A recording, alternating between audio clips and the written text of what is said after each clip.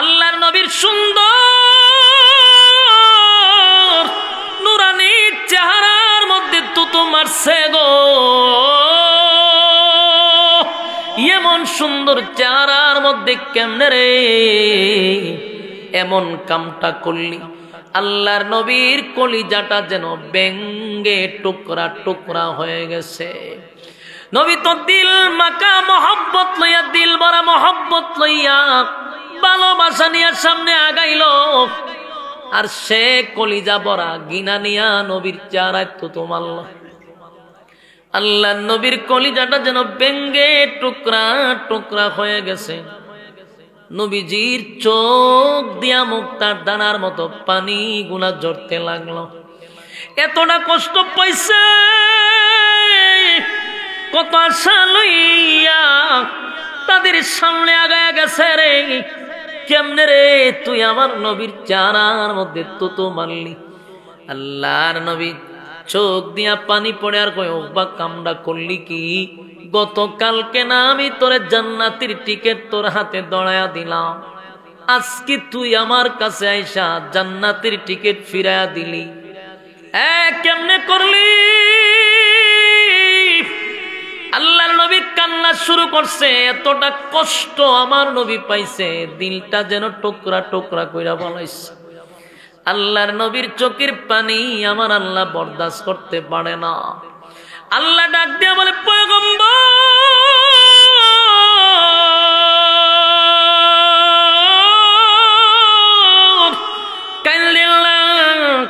আপনার কান্না বরদাস্ত করতে পারি না, আপনি কানবেন, আমি আল্লাহ সহ্য করতে পারি না। নবী গো, আমারে যদি কেউ গালি দেয় আমি আল্লাহ কষ্ট পাই না। কোন বান্দা বান্দি যদি আমারে সকাল বেলা গালি দেয়, বিকাল বেলা আমি বন্দার জন্য খাবার রেডি রাখি। আমি গজব দিয়া মারি না, আমি তারে গজব দেই না। আমার বন্দা আমারে গালি দেয় রে, আমি আমার বন্দারে মারি না, গজব দেই না। কিন্তু আমার বান্দারা যদি আমার বন্ধুরে গালি দেয়, আমি আল্লাহ যে বরদাস্ত করতে পারি না, সহ্য করতে পারি না। আবু লাহাব আমার নবীরে গালি দিছে রে, সাথে সাথে সূরা লাহাব নাজিল কইরা দিছে। আল্লাহ বলে, বন্ধু চোখের পানি মোছেন, আমি আল্লাহ বরদাস্ত করতে পারি না। এমন সুন্দর চেহারার মধ্যে কেমনে তুতুটা মারল? আমার নবীর চেয়ে সুন্দর আমার আল্লাহ কোন মাখলুক বানায় নাই। এত সুন্দর করে আর কোন সৃষ্টি জগৎ সৃষ্টি করে নাই। সুবহান। তো সম্মানিত সুধী, কুরাইশ বংশের একজন ব্যক্তির নাম হইল উকবা ইবনে আবু মুআইত। কুরাইশ বংশী তার জন্ম। দূর সম্পর্কে রাসূল চাচা ডাকত। সে ব্যবসা বাণিজ্য করত, তো সেও সিরিয়ায় ব্যবসা করে প্রচুর লাভ হয়েছে। সিদ্ধান্ত নিছে লাভ যেহেতু হয়ে গেছে গা, খানার পার্টি করব। কারণ এরা তো এই জিনিসটা পছন্দ করত। খানার আয়োজন করছে। এখন দাওয়াত যে দিব লিস্টিত হইছে, দাওয়াতের প্রথম নামটা কারে দিবে? খাওয়াইব যেহেতু, তো একটা ভালো মানুষে তো খাওয়াইতে হইব। গোটা মক্কায় তালাশ করে ভালো মানুষ কে হইতে পারে চিন্তা করে সিদ্ধান্ত নিয়ে দেখছে আব্দুল্লাহর পুত্র মুহাম্মদের চেয়ে ভালো মানুষ মক্কা নগরীতে নাই। এ কিন্তু কাফের, কিন্তু তার দিলে আসছে যে এর চেয়ে ভালো মানুষ নাই। তাই প্রথম নাম হইল আল্লাহর রাসূলের নাম রেখেছে যে ওনাকে দাওয়াত দিতে হবে। রাসূলের দাওয়াত দেওয়ার পরে তার যত সাঙ্গ ভাঙ্গ আছে, তার বন্ধু বান্ধব যারা আছে, সবাই দাওয়াত দিছে। দাওয়াত দিয়া বিশাল খানার আয়োজন করছে। আল্লাহর রাসূলকে দাওয়াত দিছে যে আপনার সাথী সঙ্গী নিয়ে আগামীকালকে দুপুর বেলা আমার বাড়িতে খানা খাইবেন। রাসূল দাওয়াত রাখছে। যেই মাত্র রওনা দিছে, তার বাড়ির দ্বার প্রান্তে জিবরাইল আয়া রাসূলের সামনে খাড়া। হুজুর কই যান? ও ভাই দাওয়াত দিছে, খানা খাইতাম। কয়েকজন কাফেরের ঘরে খানা খাওয়ান যাইবনি, এটা কেমনে? আমরা না আল্লাহর পয়গম্বর, তো পয়গম্বরই একজন কাফেরের ঘরে খানা খাওয়ান যেত না। আল্লাহ রাসূল কহ, এটা তো আমার জিয়ানে ছিল না। আল্লাহ জানাই দিছে আপনি কাফেরের ঘরে খানা খাইতে পারেন না, আপনি একজন আল্লাহর পয়গম্বর। তো রাসূল সাল্লাল্লাহু আলাইহি সাল্লাম এরপরও তার বাড়িতে গেছে, স্পেশাল দাওয়াতি। রাসূল সাল্লাল্লাহু আলাইহি সাল্লাম যাওয়ার পরে ওই এটার শীষ দেখে এটা শীষ বন্ধ করেন, নয়েজ বন্ধ করেন। তো রাসূল সাল্লাল্লাহু আলাইহি সাল্লাম যাওয়ার পরে দস্তরখানা বিছায়া দিছে, আর সব দামি দামি মানুষের সাথে যেটি চলে আবু জাইল্লা, আবু লাহাব, উতবা, উতাইবা যতটা আছে নষ্ট মষ্ট সব টিরে দাওয়াত দিছে, আর আল্লাহর রাসূলরে বসাইছে।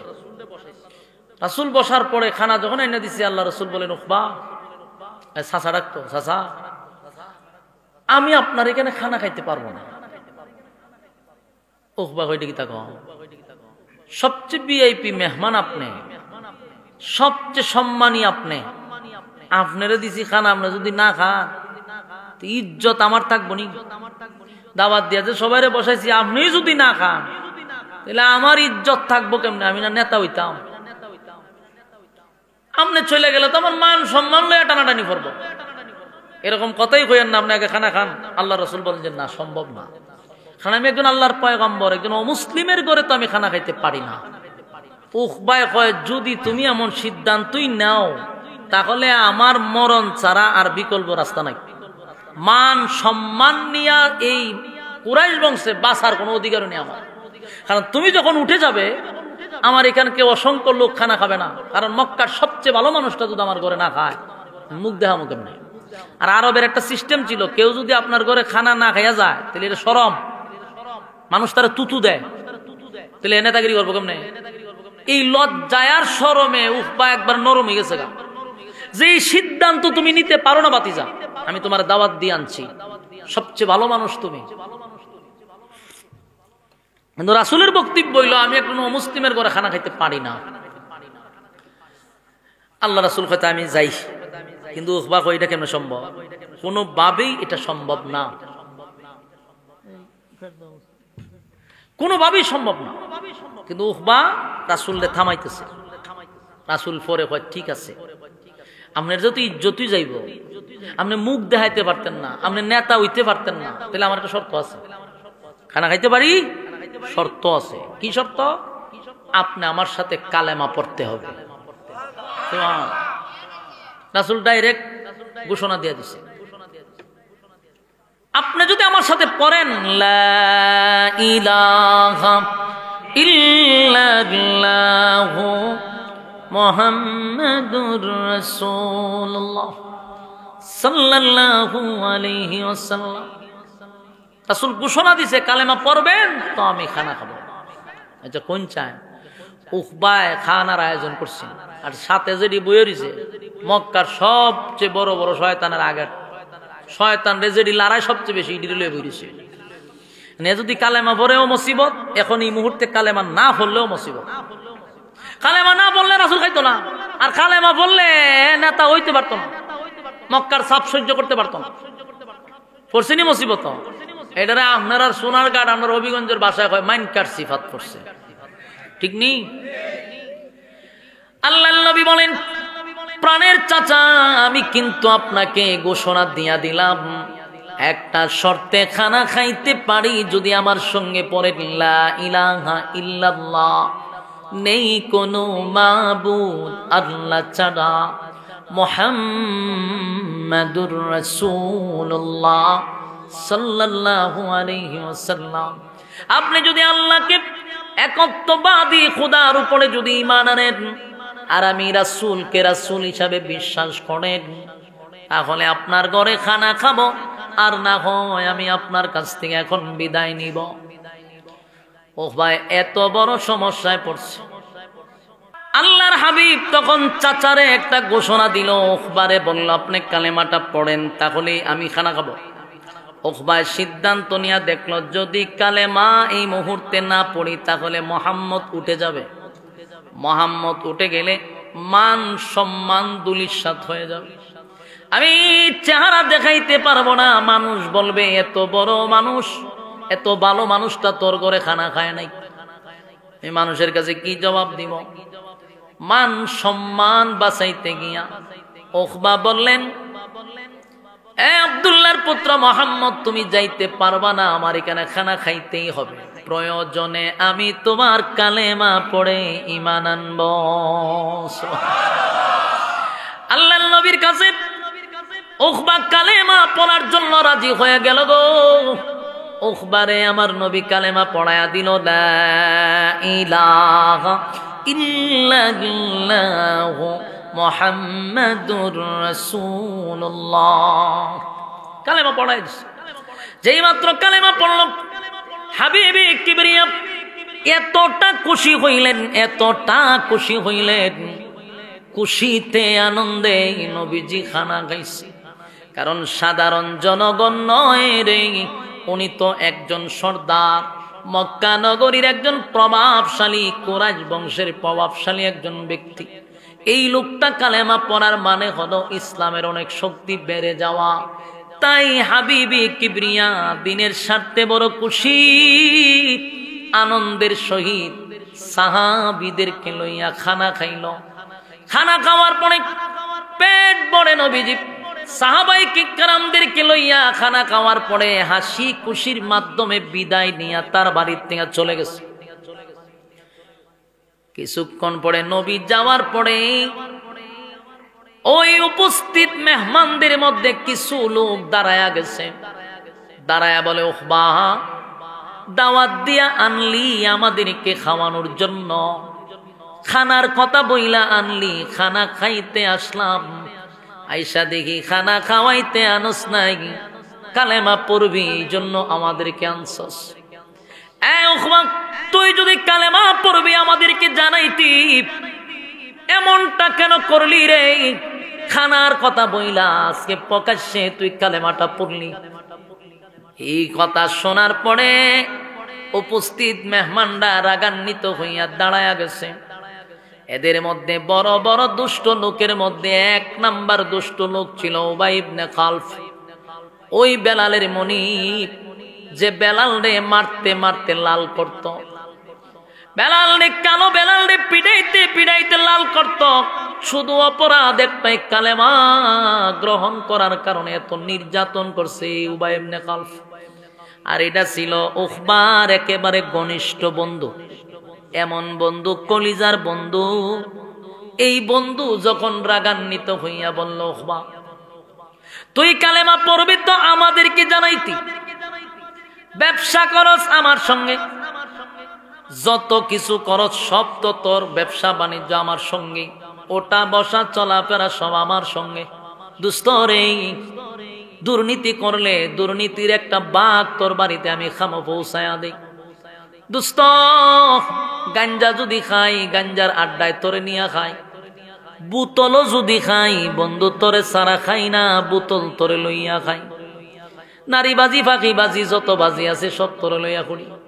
আর তুই কালেমাটা পড়লি তো আমারে জানাইলি না, নিজে নিজে সিদ্ধান্ত নিয়ে এমন কাম করলি, বন্ধু মহলের মধ্যে একটা কষ্ট দিলি। সবাই রাগান্বিত হইয়া বলে, উখবা শোন, বাপ দাদার ধর্মের মধ্যে চুনকালি মারছস, আমাদের কলিজায় আঘাত দিলি, এই আঘাত বরদাস্ত করার মতো না, এমনটা কেন করলি? দাওয়াত দিয়ে আনলি তো আনলি, আবার কালেমাটা পইরা আমাদেরকে শোনায়া দিলি। উখবা এমন মুসিবতে পড়ছে, সব বন্ধুরা একত্রিত হইয়া উখবারে বয়কট করছে। কয়, এমন বন্ধু আমাদের দরকার নাই, আজকে বন্ধু মহল থেকে তোরে বয়কট করলাম। দিছে বয়কট কইরা, বন্ধুরা বয়কট করছে। অপরাধ কি? হতা হয় না, কালেমা পড়ার অপরাধে বন্ধুরা তারে বয়কট করছে। খুব মনোযোগ নিয়ে শুনেন, বিশেষ করে ইয়ং জেনারেশন যারা আছেন, আমার কথাগুলি দিলের কান লাগায় শুনেন। বন্ধুর কারণে সমাজ ধ্বংস। এই উখবা বন্ধুত্ব করছে কেমন জাহেলের সাথে, যেই জাহেল হযরত বেলাল রে এত মার মারছে রে, এত মার মারছে, অপরাধ একটাই, কেন কালেমা পড়ছে। তাই সে রাগান্বিত হইয়া কয়, দুস্ত, তুই দাওয়াত দিয়া আইনা কালেমা পড়ছ, আজকে থেকে তোর সাথে ব্যবসা বাণিজ্য সম্পর্ক, উঠা বসা চলাফেরা সব বাদ, চলাফেরা সব বাদ। সবাই যখন এরা বয়কট করে জাগা, হে পড়ছে মহা মুসিবত, তুই চলুম কেমনে, তুই ব্যবসা করুম কেমনে, তুই রাজনীতি করুম কেমনে, তুই নেতৃত্ব দিমু কেমনে। কারণ বড় নেতা হইতে গেলে ফাতি নেতায় বড় নেতারে তেল মারতে হয়, তেল মারতে মারতে মারতে মারতে একটা সময় গিয়ে কোন রকম একটা জায়গা গিয়ে হার হয়, এরপর আবার এখান থেকে আরেকজনে তেল মারতে হয়, আবার আরেক জায়গা যাই, তা করতে তুমি বড় নেতা মন লাগে। কথা না দি তেল মারা ছাড়া কি বড় নেতা হন যায়? তেউ ভাই তো ওখানে নেতা হইতারছে না, বড় নেতার তেল মাইরে মেরে চলতেছে, এরা স্বপ্ন হইল নেতা হইব, কিন্তু এর মধ্যে সমস্ত বন্ধু মহল তারে বয়কট করে দিছে। এখন সামনে থেকে হারিয়েছে, দুস্থ এইভাবে অভিমান করলে আমি বাঁচুম কেমন? হয় রে অভিমান না, কলজা ভাঙা লাইছস তুই, যে কালেমাটা পড়ছস কলজা তো ভাঙা লাইছস, এমন কাম তুই করলি তো জানাইলি না। ওখানে কি কই শুনেন, এক দুস্থ কথা সত্য, আমি যে কালেমা পড়ছি আমিও তো মুসিবত, আমি যে কালেমা পড়ছি সম্পূর্ণটা ছিল আমার একটা পলিটিক্স। নাউজুবিল্লাহ বাড়ি দিয়ে কইবে, চিন্তা করছেন নি?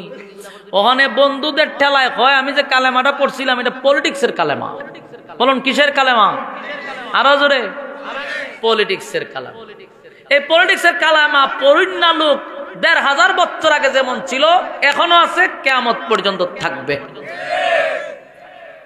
এই জন্য প্রথমে হয়েছি যে আমরা দেশের মানুষ কালেমা পড়ে পলিটিক্সের। এবার উকবা বলে, দোস্তম কালেমা পড়ছি তো পলিটিক্সের কালেমা পড়ছি। পলিটিক্সের কালেমা কিভাবে? কারণ আমি যদি তখন কালেমা না পড়তাম রে, মোহাম্মদ আমার বাড়ির থেকে না খাইয়া চলে যেত, তখন আমি সমাজে কেমনে মুখ দেখাইতাম?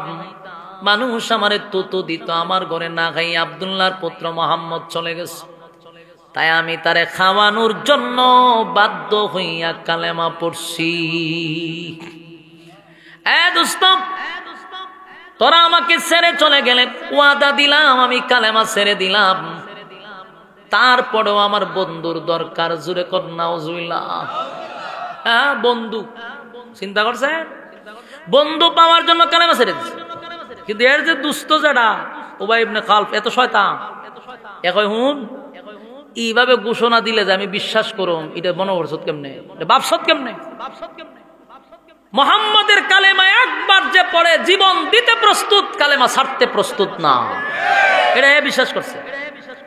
এখন শুন, আমি বেলাল লালন পালন করছি, বেলাল আমার কাছে তাই কালেমা পড়ছে। এই খবর শোনার পরে আমি বেলালের নির্যাতন শুরু করলাম, এত নির্যাতন, কালো বেলালে মারতে মারতে মারতে আমি লাল করছি, কিন্তু বেলালের জবান থেকে কালেমা উঠায় নিতে পারি নাই।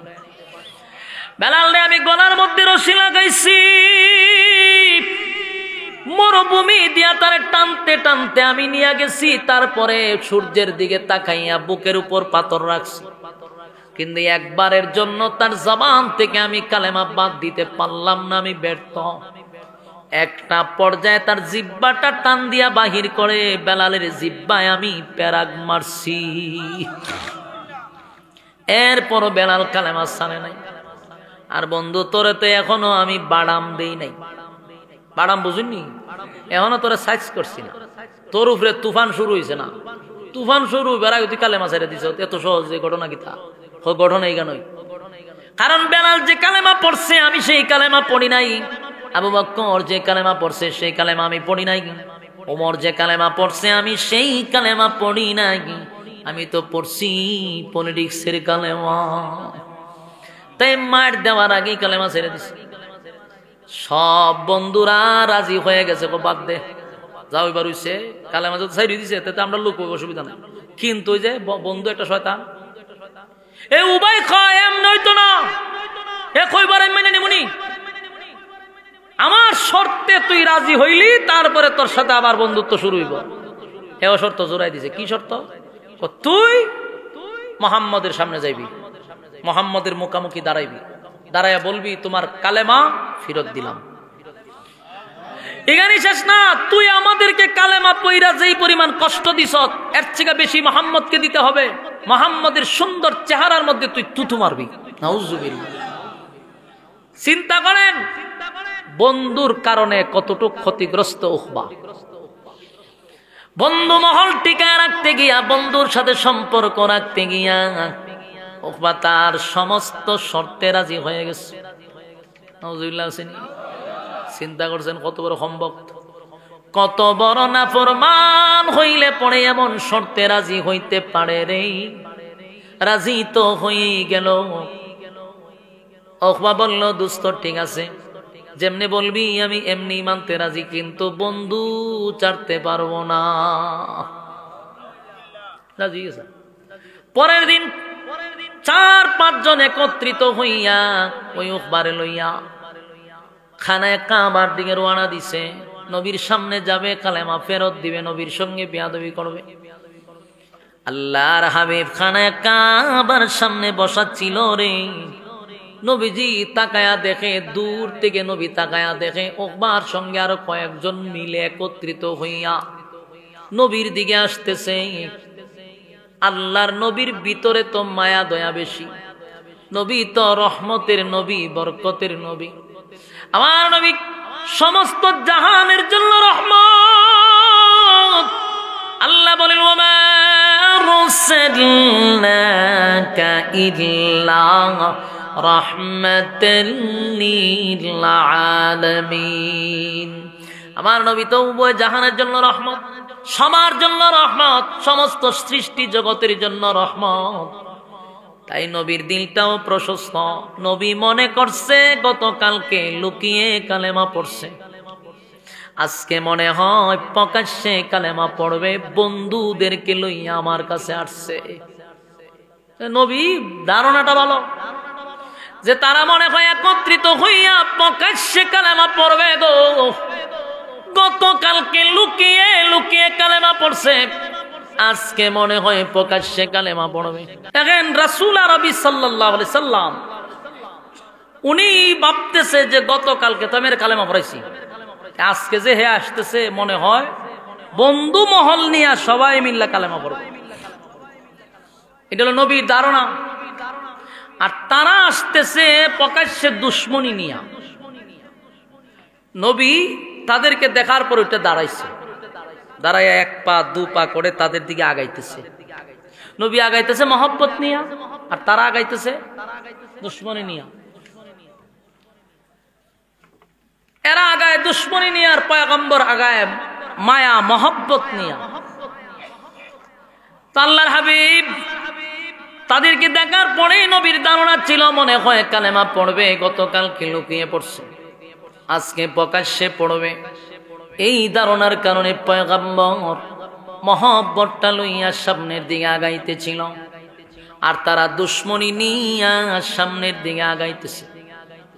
যেই মাত্র নবীর কাছাকাছি চলে গেছে, উকবা প্রথম নবীরে দূর থেকে একটু দেখছে। দেখার পরে নবীর সুন্দর চেহারাটা দেখা উকবার কলিজায় একটা মোচড় মারছে। কারণ উকবা কিন্তু ঠিকই নবীরে ভালো যাই না দাওয়াত দিছে, মহব্বত কইরা দাওয়াত দিছিল, কিন্তু বন্ধুদের পাল্লায় পড়ে এখন আসতে হইছে। উকবা বন্ধুদের পাল্লায় পড়ে হাবিবে কিবরিয়ার সামনে আসছে গো। মন থেকে চাইছিল না এমন বেয়াদবি নবীর সঙ্গে হোক, কিন্তু বন্ধুদের পাল্লায় পড়ে রাজি হয়ে গেছে। আল্লাহর নবীর সামনে গিয়া দাঁড়াইছে। নবীজি মুস্কি হাসি দিয়া কয়, উকবা কালেমা প্রকাশ্যে পড়ার জন্য বুঝি আসছ? গতকালকে লুকিয়ে লুকিয়ে পড়ছ, আজকে বন্ধুদেরকে নিয়ে বুঝি পড়বা? কিন্তু এর মধ্যে উকবা বলে, এ আব্দুল্লাহর পুত্র মুহাম্মদ, কালেমা পড়ার জন্য আমি আসি নাই, আমি কালেমা ফেরত দেওয়ার জন্য আসছি। তোমার কালেমা আমি মুসিবতে পইরা পড়ছি। এমন কথা যখন বলছে, আল্লাহর পয়গম্বর তার চেহারার দিকে তাকাইয়া অবাক দৃষ্টিতে নবী তাকায় আছে। কিন্তু এই যে বন্ধুদের কারণে উকবারে ডেকাইতেছে, এরপরের কাম কর।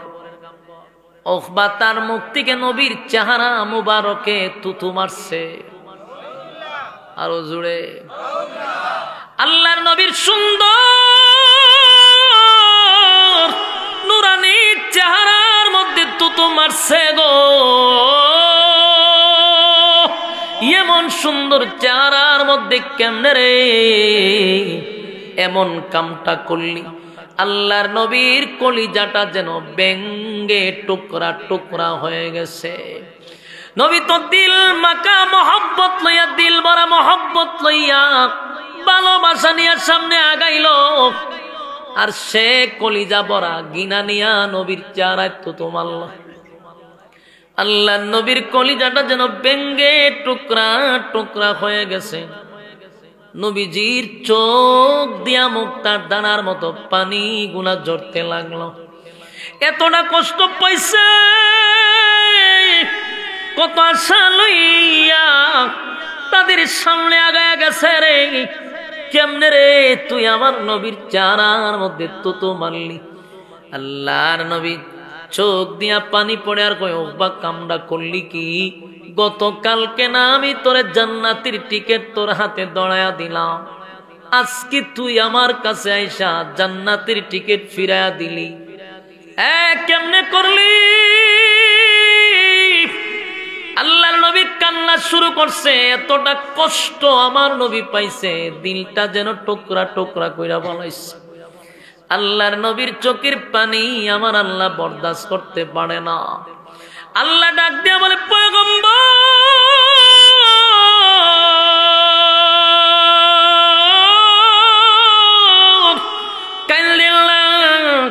আপনার কান্না বরদাস্ত করতে পারি না, আপনি কানবেন, আমি আল্লাহ সহ্য করতে পারি না। নবী গো, আমারে যদি কেউ গালি দেয় আমি আল্লাহ কষ্ট পাই না। কোন বান্দা বান্দি যদি আমারে সকাল বেলা গালি দেয়, বিকাল বেলা আমি বন্দার জন্য খাবার রেডি রাখি। আমি গজব দিয়া মারি না, আমি তারে গজব দেই না। আমার বন্দা আমারে গালি দেয় রে, আমি আমার বন্দারে মারি না, গজব দেই না। কিন্তু আমার বান্দারা যদি আমার বন্ধুরে গালি দেয়, আমি আল্লাহ যে বরদাস্ত করতে পারি না, সহ্য করতে পারি না। আবু লাহাব আমার নবীরে গালি দিছে রে, সাথে সাথে সূরা লাহাব নাজিল কইরা দিছে।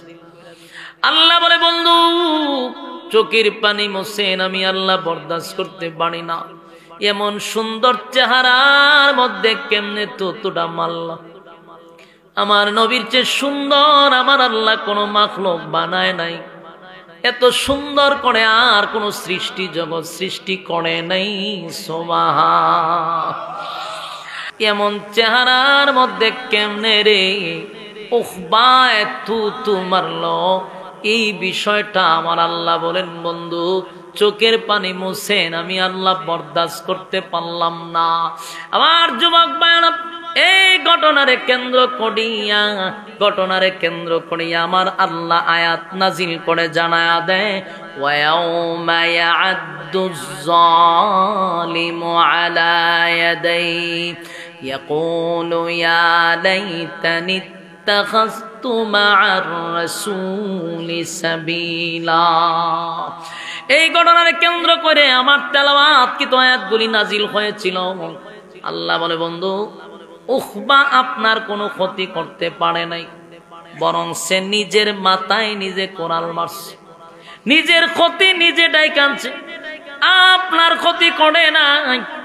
সে জান্নাতের টিকিট পাওয়ার পরে ফেরত দিছে, সে আপনার ক্ষতি করে নাই বন্ধু, নিজের ক্ষতি নিজে ডাইকানছে। আল্লাহ বলেন, বন্ধু ওয়াদা দিলাম উখবার পরিণতি, উখবার অবস্থাটা আমি আপনাকে সশরীরে সচক্ষে আমি দেখায়া দিব। কথা কি বুঝতেছে? কথা বানা দিক। আর কয়েক মিনিট সময় একটু দিলের কান লাগায় শুনেন, এরপর আপনারা কাঙ্ক্ষিত মেহমান আসবে, মন বইরা শুনবেন। আমি 2-1 মিনিট শুধু আপনাদের কাছে কথাটা রাখতে চাই।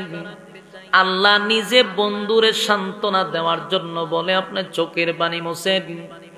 যেই উখবা আপনার সঙ্গে আচরণ করছে, উখবার পরিণতি আমি আল্লাহ আপনাকে 2 চোখকে দেখায়া দিব। সুবহানাল্লাহ বাড়ি দিয়া। উখবা জাহান্নামের ভিতরে, জাহান্নামের আগুনে জ্বলবে, শুধু তাই নয়, জাহান্নামের আগুনে জ্বলেও এত কষ্ট পাবে না। উখবা আফসোস করে যেই কষ্টটা পাবে, উখবা জাহান্নামের ভিতরে নিজের হাত গুলারে কবজি পর্যন্ত চাবাইতে থাকবে গেন্ডারির মতো। গেন্ডারি জিনিসনি কুশার, হ্যাঁ এটা কি থাকো কুয়ার, কুয়ার কুয়ার আমরা রবিগঞ্জ ভাষা। এই কুয়ার মাঝে খায় কেমনে? সিবাইয়া, হ্যাঁ সাবাইয়া, সাবাইয়া সিবাইয়া মানুষ কুয়ার খায়। এই কুয়ার যেইভাবে খায়, এই গেন্ডারি মানুষ যেইভাবে সিবায়া খায়, উকবা জাহান্নামের ভিতরে তার হাতগুলি এইভাবে চিবাইতে থাকবে, হাতগুলি চিবাইয়া কামড়াইতে থাকবে আর জোরে জোরে বলতে থাকবে, ইয়া ওয়াইলাতা লাইতানি লাম আত্তাখিজ ফুলানান খালিলা। উকবা বলবে, হায় আফসোস, হায় আফসোস, হায় আফসোস, হায় আফসোস, এমন একটা বন্ধু আমি হারাইলাম, এমন একটা বন্ধু আমি হারাইলাম।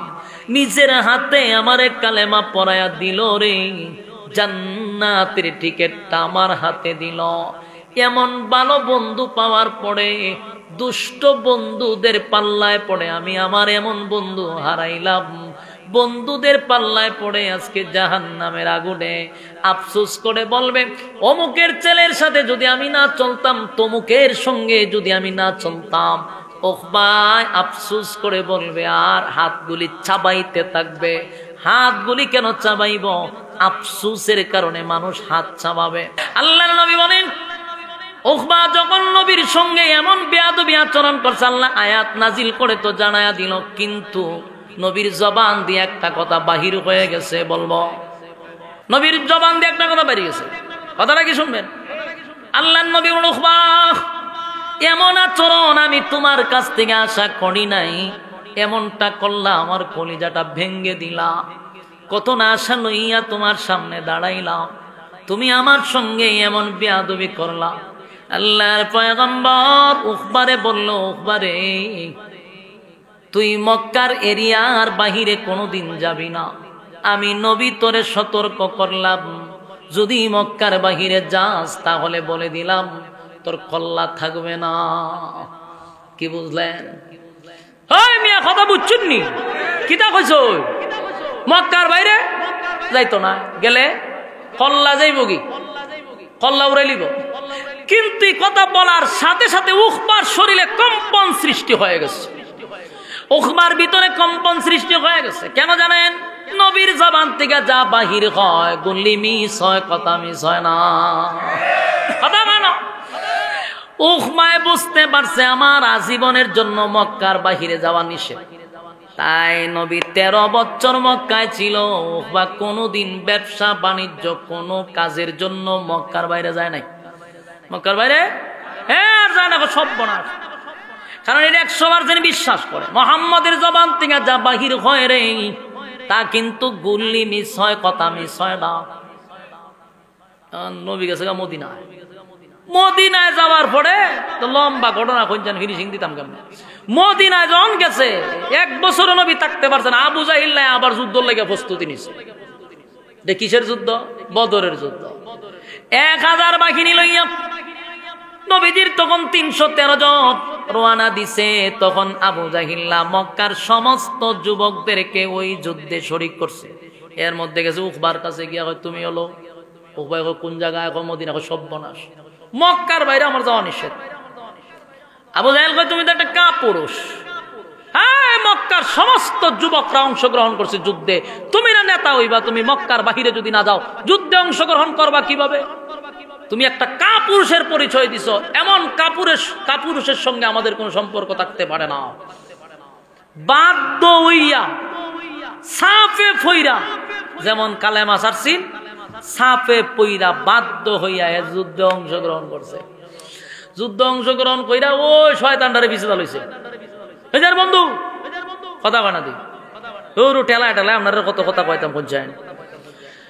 যাই হোক, যুদ্ধের ময়দানে গেছে, বদরের যুদ্ধ, যুদ্ধের ময়দানে গেছে সব শয়তান লইয়া। ও হয় আগে সিদ্ধান্ত নিছে, যেই মক্কার এরিয়া ভাই দিছে এর কলিজার মধ্যে শুরু হয়েছে তুফান। আমার না নিষেধ করছে, তাও আমি আইলাম। মদিনার দ্বার প্রান্তে চলে গেল, যুদ্ধ শুরু হয়ে গেল। লম্বা ঘটনা, তাই সংক্ষেপে বলি, যুদ্ধ শুরু হয়ে গেছে। 313 আর 1000 অস্ত্র সহ 1000 প্রশিক্ষণপ্রাপ্ত 1000 অস্ত্র সারা 313 জন। 313টা তরবারিও ছিল না। যুদ্ধে নামছে, যুদ্ধে নাইমা কচু কাটা শুরু করছে। সুবহানাল্লাহ বাড়ি দিয়ে কইবেন।